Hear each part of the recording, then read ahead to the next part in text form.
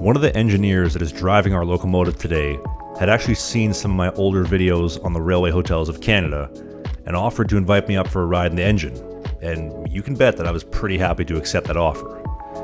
And as I mentioned earlier, 765 is one of the few coal-burning engines still alive, which means that these men up here got their work cut out for them to power this old girl up.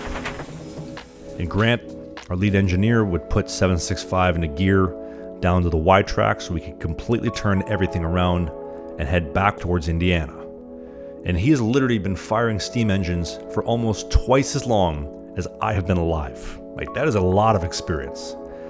And it's truly hard to convey the amount of sheer power that she is producing as we pound down the tracks. Like, it's actually almost unfathomable unless you're sitting exactly where I am, right at the front of the engine. And she can get up to a top speed of 70 miles an hour, but we're currently going 25 miles, which is only topping out 30% of her power.